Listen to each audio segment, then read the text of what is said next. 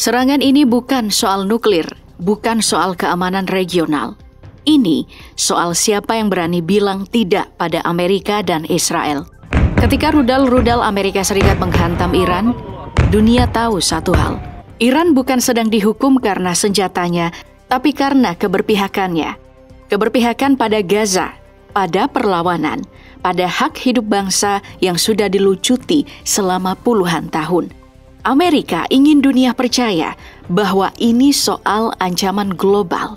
Padahal yang mereka takutkan hanyalah hilangnya dominasi atas Timur Tengah karena Iran tidak mau tunduk. Kita akan bahas semua ini.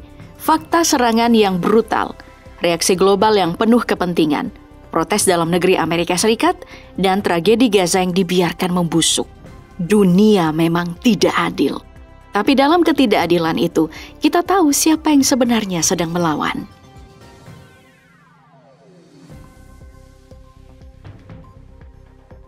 Dan ini bukan sekadar serangan udara, ini pertunjukan ilusi berskala global. Amerika memulai operasi Midnight Hammer dengan satu langkah kunci, tiupan besar-besaran. Sebuah armada B-2 Spirit diterbangkan ke arah barat menuju pangkalan militer Amerika Serikat di Guam. Media global pun segera menggila. Analis militer berspekulasi Guam akan jadi pusat operasi. Dunia mengarahkan matanya ke sana. Tapi semua itu hanyalah bayangan.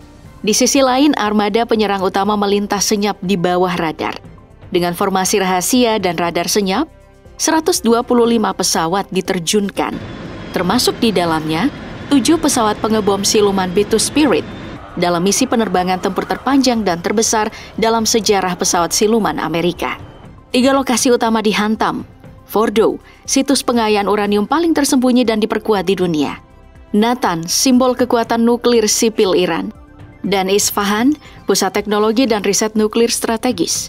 Bom GBU-57 si penghancur bunker dijatuhkan dengan presisi, begitu juga dengan rudal Tomahawk. Amerika mengklaim sukses besar, situs hancur total. Citra satelit mendukung, menunjukkan lubang tumbukan GBU-57 di Fordow dan di Natanz, bangunan yang hancur di Isfahan. Tapi, Iran justru menyebut fasilitas yang tetap berdiri, menegaskan kalau tidak ada kerusakan berarti. Bahkan, citra satelit justru menunjukkan adanya truk-truk logistik keluar dari Fordow sebelum serangan terjadi, menguatkan dugaan bahwa uranium telah dipindahkan. Laporan intelijen independen menguatkan tidak ada kerusakan fatal di fasilitas inti. Lalu publik bertanya-tanya, apa yang sebenarnya dihancurkan oleh Amerika? Nuklir Iran? Atau hanya kebenaran itu sendiri?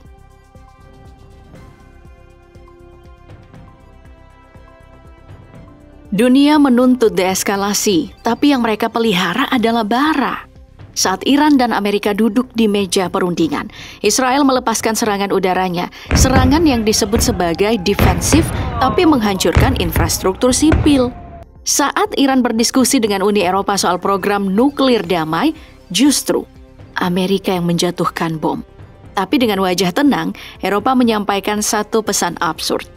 Iran harus kembali ke meja perundingan. Padahal, Iran tidak pernah meninggalkannya, apalagi meledakkannya. Sementara itu, gejolak besar terjadi di dalam negeri Amerika dan semakin tak terbendung. Ribuan orang turun ke jalan. Trump penjahat perang, hentikan pembantaian. Kongres pun mulai goyah, desakan pemakzulan menguat. Bukan hanya karena korban di luar negeri, tapi karena tindakan Trump dinilai melewati batas konstitusi. Dunia pun bersuara. Putin mendukung Iran, menyebut Rusia akan mengambil langkah nyata untuk membela rakyat Iran. China mengecam serangan dan menyebut Amerika telah melanggar hukum internasional. Sementara Paus Leo ke-14 yang disebut pausnya Amerika menyebut keputusan Trump membombardir Iran sebagai tindakan yang tidak berperi kemanusiaan.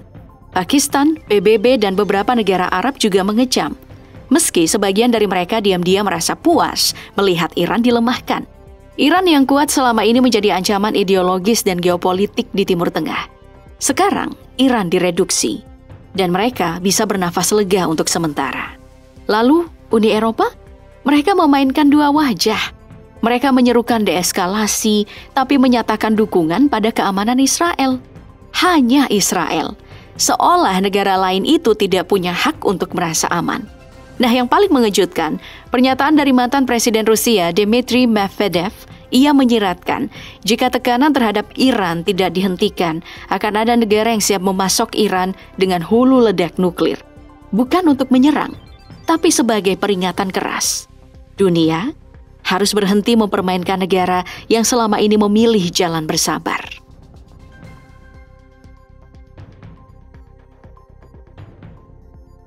Ketika Trump memerintahkan serangan ke Iran, ia mungkin mengira musuh terbesarnya ada di luar sana, di Teheran, di Natanz, di Isfahan. Tapi yang Trump lupa, kadang ledakan paling mematikan itu justru lahir dari dalam rumah sendiri. Di dalam gedung Kapitol, gejolak politik meledak. Para anggota Kongres, baik dari Demokrat maupun Partai Republik mulai angkat bicara. Mereka mempertanyakan legalitas serangan militer ini.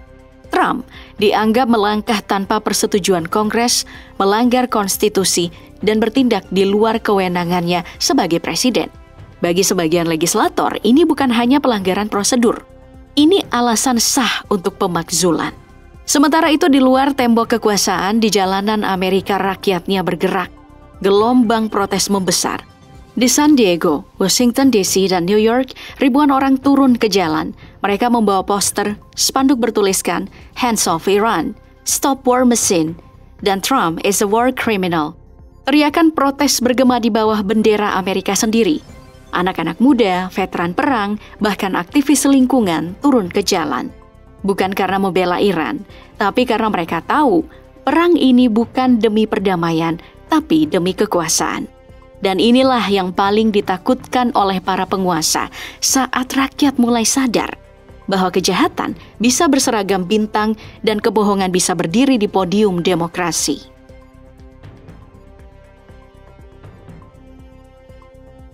Di saat dunia memperdebatkan nuklir Iran, bencana kemanusiaan terbesar abad ini justru terjadi di Gaza. Sejak akhir Mei 2025, distribusi bantuan pangan oleh Gaza Humanitarian Foundation, lembaga yang disetujui Israel dan didukung Amerika, justru berubah menjadi perangkap mematikan. Ribuan warga Gaza kelaparan dan putus asa, berkumpul setiap hari untuk mendapatkan tepung dan makanan kaleng. Tapi yang mereka terima bukanlah harapan melainkan peluru. Sejak Gaza Humanitarian Foundation mulai beroperasi tanggal 26 Mei, lebih dari 400 warga tewas dan ribuan lainnya terluka. Tembakan tank, peluru senapan, bahkan serangan udara dilaporkan menghantam warga yang sedang antri bantuan. Dunia menyebutnya Hunger Games Gaza. Bukan karena permainan, tapi karena warga Gaza dipaksa bertaruh nyawa demi sekarung gandum di area terbuka tanpa adanya perlindungan sambil diawasi oleh moncong senapan Israel. Ironisnya, semua ini didanai oleh uang yang mengalir dari Washington.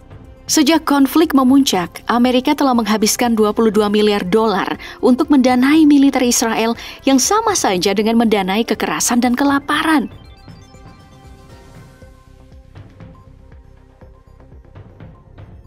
Bukti-bukti agresi militer Amerika dan Israel tak lagi disembunyikan.